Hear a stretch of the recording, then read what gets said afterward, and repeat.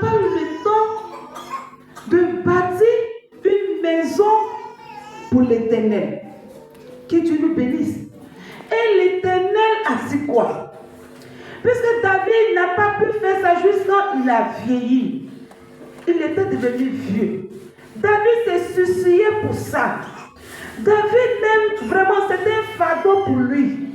Il dit, j'ai fait l'œuvre de Dieu, mais je n'ai pas bâti une maison pour Dieu. Je n'ai pas fait une église pour Dieu. Et Dieu lui a dit quoi?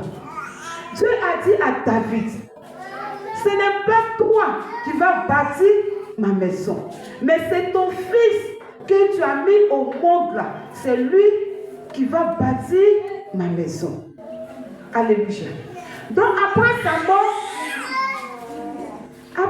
mort, bien avant qu'il ne meure, David a établi Salomon sur sa place. Et David est mort. Que Dieu nous bénisse. Donc partout, les gens ont appris que David a mis à sa place son fils, à qui aussi Dieu a donné beaucoup d'intelligence, beaucoup de sagesse. Et le nom de Salomon allait partout dans les villes, dans les pays, dans les campements, dans les villages. Comment Dieu l'a élevé, comment Dieu lui a donné de sagesse. Alléluia. Puis c'est comme ça. Il y a un homme qui a appris. Il y a un homme qui était l'ami à David. Et il a appris ce que David avait fait. Et il a appris aussi ce que Salomon faisait vraiment avec sa sagesse, avec son intelligence. Et c'est comme ça qu'il est venu.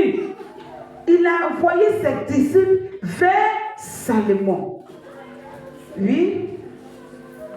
Et verset 1. Oui, verset 1er. Hiram, roi de Tyr, envoya ses serviteurs vers Salomon. Bien aimé, c'est le roi de Tyr qui a envoyé ses serviteurs vers Salomon. Car il a pris qu'on l'avait oint Oui.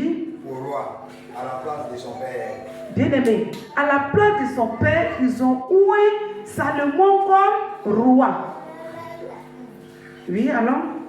Et il avait toujours aimé David. Bien aimé, cet homme avait toujours aimé David. C'est-à-dire, c'est l'ami de David. Il a vu que l'œuvre de Dieu que David a fait, vraiment, ça lui plaît. Comment Dieu utilisait David, bien aimé. Il a vu que ça lui plaisait. Donc, c'était l'ami de David. Verset 2. Oui. Salomon qui dit à Hiram. Salomon, maintenant, c'est à lui qui s'adresse à l'ami de son père. Il dit quoi? Verset 3. Oui. Tu sais que David, mon père, n'a pas pu bâtir une maison à l'Éternel. Bien aimé, il parle maintenant à l'ami de son papa.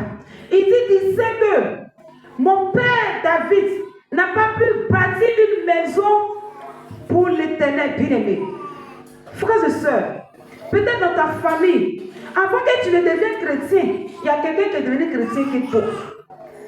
Alléluia. Il y a ce qu'il n'a pas fait dans ta famille, mais il a été chrétien. Il y a ce qu'il aussi il a fait en tant que chrétien. Si toi, par la grâce de Dieu, tu es devenu chrétien, c'est à cause de cet homme-là. Bien aimé, tu vas voir que cet homme intercédait beaucoup pour qu'après lui, sa famille devienne chrétienne. Tu vois que ces personnes aussi, Dieu l'a choisi pour qu'il puisse aller beaucoup évangéliser. Donc il n'a pas eu le temps de bâtir une église dans son village, ou bien dans la ville là où il était, ou bien dans le campement là où il était. Mais c'était quelqu'un qui partait beaucoup évangéliser. C'était quelqu'un qui intercédait beaucoup pour les serviteurs, pour les hommes de Dieu. Alléluia. Pour que après lui là, des personnes soient converties. Pour que après lui, des personnes voient, donnent aussi la vie à Jésus. Pour qu'ils puissent donner leur vie, leur cœur à Jésus. Bien-aimé, souvent on dit quoi? Non, lui il est devenu chrétien, mais on n'a rien vu dans la famille. Lui il est devenu chrétien, mais il n'a même pas église, il devient chrétien, il s'en va, il quitte ici, il s'en va.